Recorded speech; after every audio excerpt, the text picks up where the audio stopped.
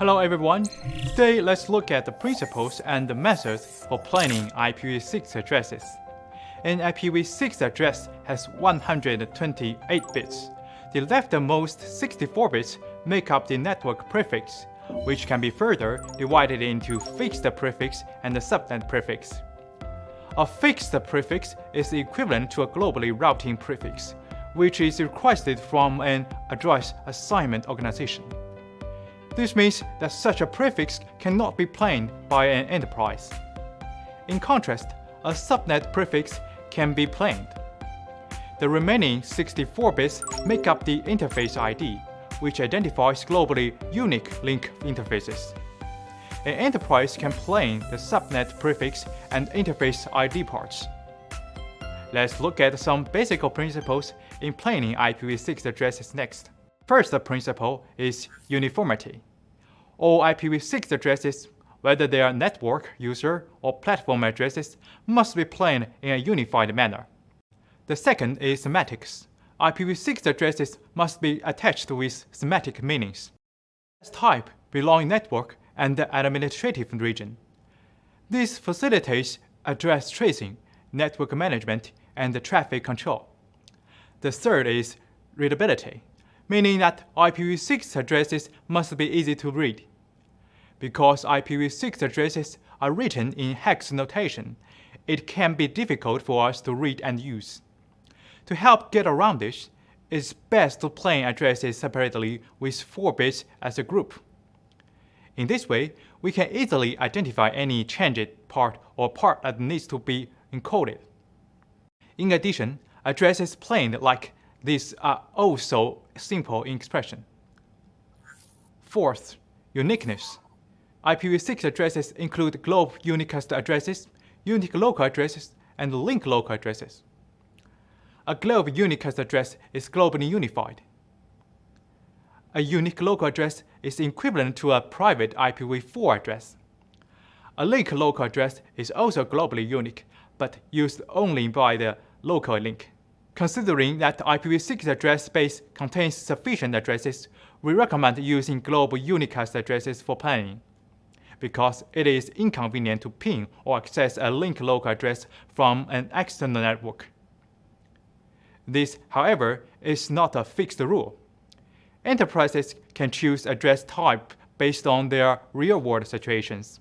For example, enterprises can select global unicast addresses to access the internet while selecting unique local addresses for their internal production services. Fifth, classification. Addresses must be categorized first by purpose, then type, and lastly region. Categorizing them by purpose means that network, user, and platform addresses need to be planned separately to facilitate independent aggregation and advertisement of addresses. For example, on the network shown in this figure, service addresses on the network can be advertised after being aggregated. And the policies can also be applied to limit the traffic from external networks to visit the addresses on this network. The latter improves network security. The main reason for categorizing them by type is because different types of addresses require varied advertisement scopes. For example, SRv6 locator addresses need to be advertised throughout the network for E2E SRv6 BE forwarding. Loopback addresses may only need to be advertised to their own NMSs.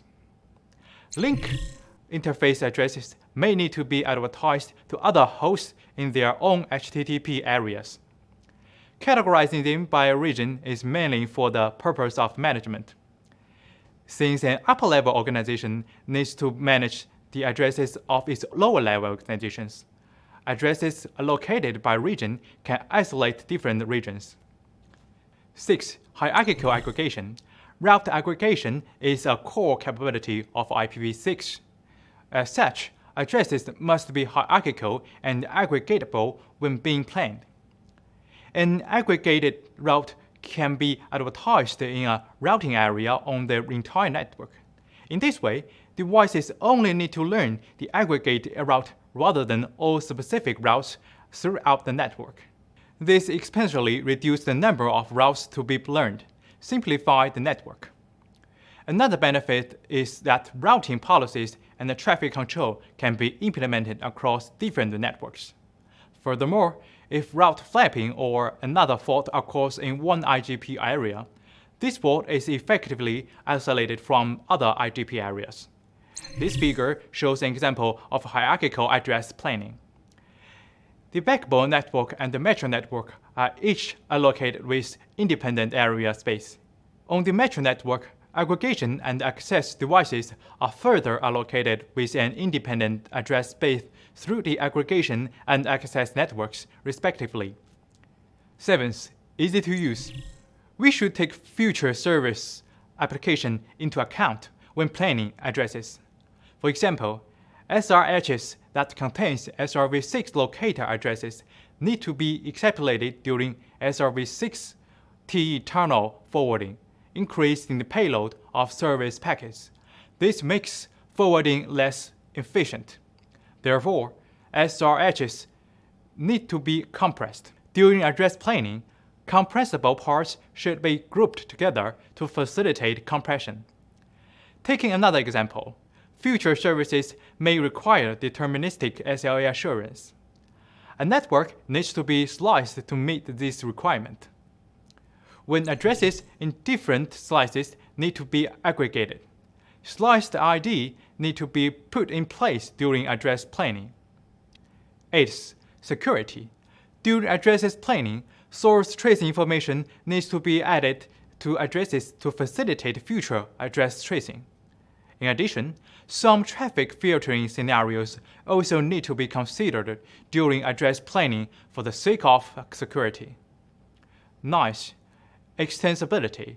Considering that services and the user growing continuously, we must reserve sufficient space to prevent address from being fragmented, as this affects address aggregation and management. The last principle for address planning is to comply with national and industry standards. For example, for Chinese carriers, their address classification and coding must comply with the standards of China's communication industry. Enterprises can choose some of these principles to meet their needs, or add new principles based on their own service features. That's all for this video on the basic principles for IPv6 address planning. Thank you for watching.